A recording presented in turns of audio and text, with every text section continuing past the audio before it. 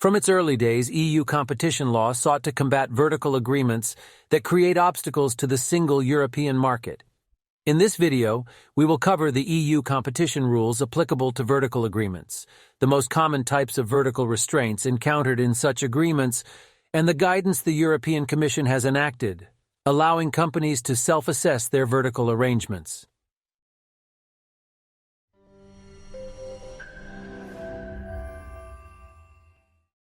Businesses can organize the way their goods or services reach consumers in various ways. For example, a manufacturer may operate at all levels of the supply chain, producing goods in its factories and selling those goods directly to consumers in its own shops. However, in practice, it is common for manufacturers to outsource parts of the supply chain to specialized businesses such as wholesalers or retailers. To achieve this, businesses enter into vertical agreements. Generally, such agreements are neutral or positive for competition. That is because vertical agreements allow for better resource allocation with the risk of coordination between competitors being lower. However, vertical agreements may include certain types of restrictions on one or both parties' trading activities. Such restrictions are referred to as vertical restraints and may have two key impacts on competition. Firstly, vertical agreements can reduce competition between a distributor and its competitors which distribute the brands or products of the same supplier. This is known as intra-brand competition. Imagine, for instance, a watch manufacturer, Relox, who uses two distributors, Watchco and Timex, to get its products to market. Watchco, however, requires that Relox exclusively supplies Watchco in a particular territory and thus not sell its watches to Timex.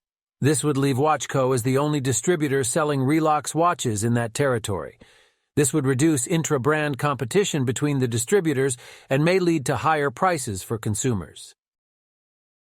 Secondly, vertical agreements can reduce competition between a supplier and its competitors. This is known as inter-brand competition. As with our previous example, Relox could this time require Watchco and Timex to exclusively sell Relox's watches, thus limiting competing watch brands from distributing their products through those distributors. This could reduce competition between watch brands and could leave consumers with higher prices and less choice. Article 101(1) prohibits agreements, including vertical agreements, that have as their object or effect the prevention, restriction, or distortion of competition. However, parties can escape the finding of an infringement if they can demonstrate that the vertical agreement, despite any restraints, meets the cumulative conditions of Article 101(3). Those conditions are that the agreement or restraint has objective economic benefits that consumers enjoy, that the restraints contained within it are indispensable to achieving those benefits, and that they do not lead to the elimination of competition.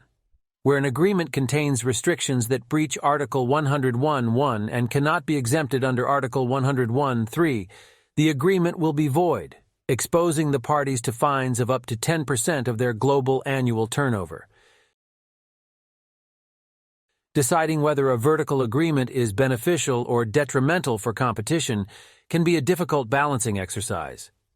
To assist firms in self-assessing the compatibility of their vertical agreements with Article 101, the Commission has issued two main documents, the Vertical Block Exemption Regulation, or VBER, and the Guidelines on Vertical Restraints, or Vertical Guidelines.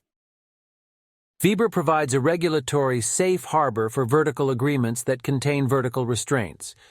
Provided that such agreements meet certain criteria, the Commission presumes that they satisfy the conditions of Article 101(3). Where the conditions of VBER are not met, the vertical agreement is not necessarily deemed to be illegal. In that case, the parties will need to undertake an individual assessment of the agreement for any potential infringement of Article 101(1) and potential exemption under Article 101(3) following the vertical guidelines. VBER applies only to vertical agreements between parties whose market shares in their respective levels of the supply chain do not exceed 30%. Whether the parties to such agreements can benefit from the safe harbor will further depend on whether their agreement contains any so-called hardcore restrictions or excluded restrictions. Hardcore restrictions are vertical restraints that are considered harmful to competition by their very nature, and are seen to have as their object the restriction of competition.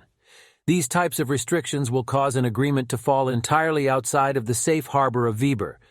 VBER contains an exhaustive list of such hardcore restrictions, including resale price maintenance or RPM, and territorial and customer restrictions. RPM would occur, for instance, if Relox restricted its distributor Watch Co. from reselling their watches below a certain price. This can be done either directly through contractual obligations or indirectly, such as through incentives or commercial pressure.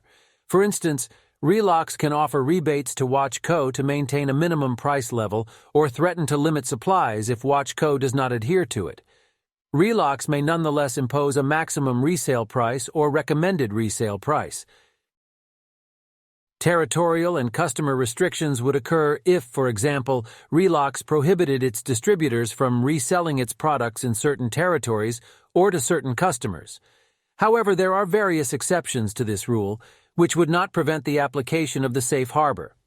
For example, Relox could enter into an exclusive distribution agreement with Watch Co. and Timex, appointing them as sole distributors of Relox watches in their respective territories.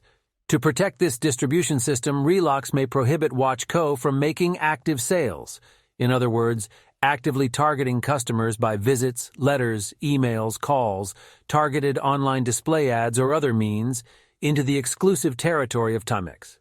Relox could not, however, restrict passive sales by its distributors into other exclusive territories.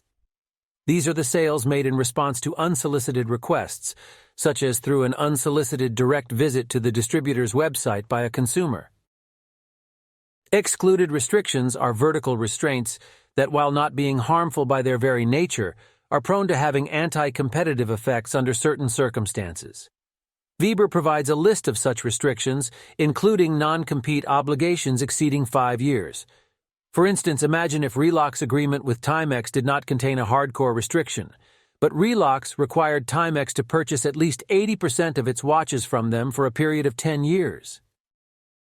This type of obligation may impact inter-brand competition, since Relox competitors may find it hard to sell their watches to Timex. Where an agreement contains excluded restrictions of this sort, only those restrictions fall outside of the safe harbor of VBER and will require an individual assessment, while the rest of the agreement may still benefit from VBER. Vertical agreements and restraints that cannot benefit from the safe harbor of the VBER have to be individually assessed for potential infringement of Article 101, following the guidance set out in the vertical guidelines.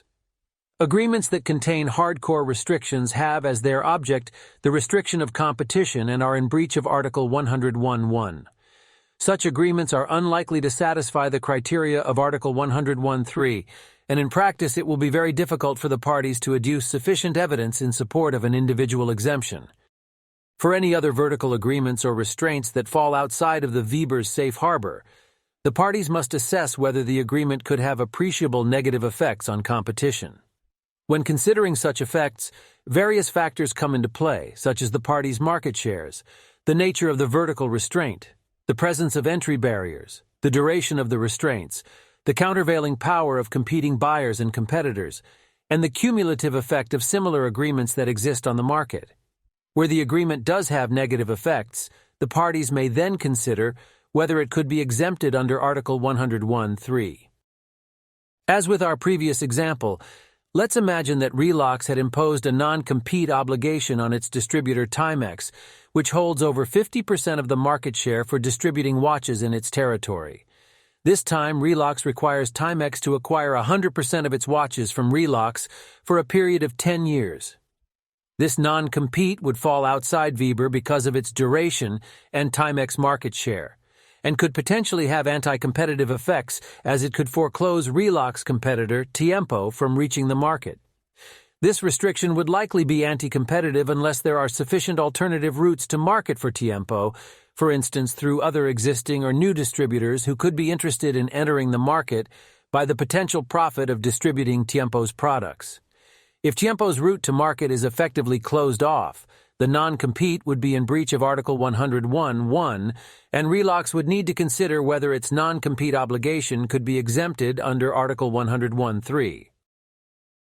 Vertical agreements are highly prevalent in daily business practice. They can lead to efficient resource allocation, allowing manufacturers to focus on production, while distributors and retailers focus on getting the products or services to market. In turn, consumers reap the benefits by having better access to higher quality goods. VBER and the vertical guidelines are key tools to ensuring vertical agreements remain a positive force across supply chains in the EU.